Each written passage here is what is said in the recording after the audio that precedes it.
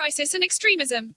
An identity crisis is a phenomenon where a people's identity is defined and manipulated in a particular way to exploit it for political advantages.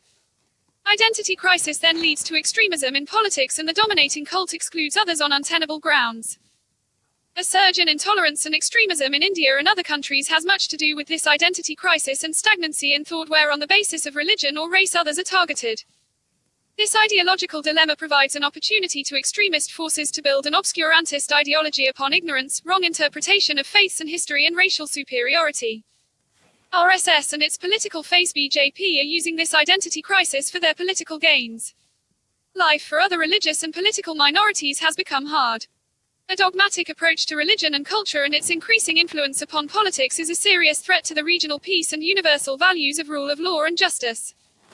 The Citizenship Amendment Act and its political impact on Indian Muslims is a manifestation of this cancerous trend. Millions of Hindus live in Islamic world in peace, but this identity crisis will ultimately affect them too. This misinterpretation of history has obvious contradictions. Afghan influence on the Indo-Pak history, culture and geopolitics remains relevant. India has made huge investment in Afghanistan and enjoys good diplomatic relations with it, primarily to undermine Pakistan's interests therein. India is also providing scholarships to hundreds of Afghan students who carry back home hate for Pakistan inculcated by India. But Mahmud of Ghazni, Alauddin Khilji, Muhammad of Ghor and Ahmed Shah Abdali are villains in India. Indian Muslims and Pakistan are unacceptable to India. India named its missiles, made by an Indian Muslim scientist, late Drive Abdul Kalam, after Hindu warriors like Prithviraj Chauhan who fought against Gauri. Similar contradictions are also noticeable in Pakistan. Pakistan has had uncomfortable, if not totally hostile, relations with Afghanistan all along. Afghanistan fueled several controversies, financed and harbored separatist movements in Pakistan. Pakistan named its missiles after Afghan warriors. They are heroes in the curriculum. Islam is confused with Afghans. Pakistan hosted millions of Afghans during the war. The Indo-Pak subcontinent has two great religions, Hinduism and Islam. There are about 700 million Muslims in India, Pakistan and Bangladesh, and over 1,300 million Hindus. Indian historians, mostly Hindus, portray Muslims as invaders and spoilers. Indians, who converted to Islam, are treated as an outcast. Muslim contribution to Indian culture and civilization is ignored. True face of Islam and its message of peace and love disseminated by the Muslim saints is never shown, because that would expose and falsify the Hinduwata ideology of hate and hegemony. From Nehru to Rajmohan Gandhi and from Mojumdar to Mahajan, almost every Indian historian mixes and hardly distinguishes between India and Hindus. They do not admit that Mughal Empire was different from other dynasties. It represented Indians from all castes and creeds. To them, Akbar is acceptable but not Aurangzeb, who subdued rebellions against his power and revived Islamic learning and teachings. He did not defile and prohibit other faiths. He is a villain. His name has been removed from a road in Delhi named after him. An American historian, Audrey Trush, in his book titled Aurangzeb, exposed lies of these Indian historians about this Mughal ruler. There is an immutable imprint of Indian Muslim culture all over the subcontinent. This cultural holocaust is unacceptable. Muslims in the subcontinent make cultural references from outside, Arab, Afghan and Iran, including languages, such as Persian and Arabic. Indo-Islamic culture is sufficiently rich. However, due to a lack of imagination, Indian Muslims continue making reference to foreign content and form. Indian Hindus claim that Indian culture is wholly Indian. The fact is that Indian culture has many Muslim contributions. This puts two people in clash.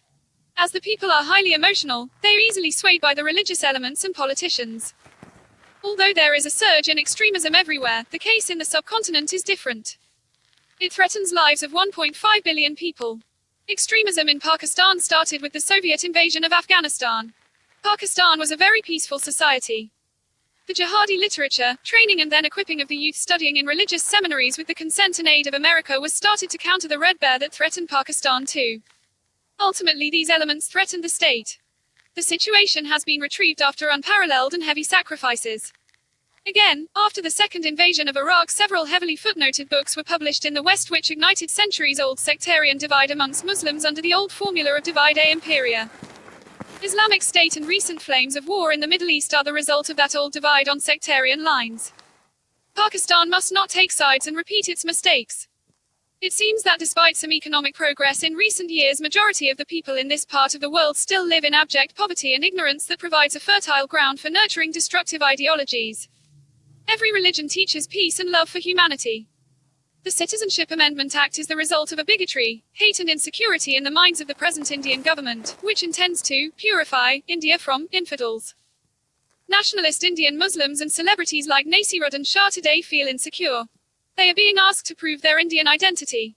Prophets of doom and destruction have learned to manipulate truth. Opinions can be manipulated by using new methods and techniques. Today India needs Gokhale, Bose Bhagat Singh and Sarojini Naidu. Pakistan is a reality. No power on earth can undo it. Its people are bound by a common history and culture. It is the home of many religions. It is the cradle of the oldest civilizations. Its people can rightly take pride in it. It has its local heroes to commend and eulogize. Any reference to Afghans' warlords must not be interpreted as a reference to Islam. Muslims in the subcontinent should find their identity in this land without compromising on their fundamental tenets of faith. India belongs to Muslims as it belongs to Hindus. The Constitution of India embodies high values of secularism, rule of law, justice and equality. Indian Supreme Court declared them as basic features. It must rise to the occasion and reclaim custody of the Constitution from the transitory and manipulative groups who are threatening the pluralistic ethos of India.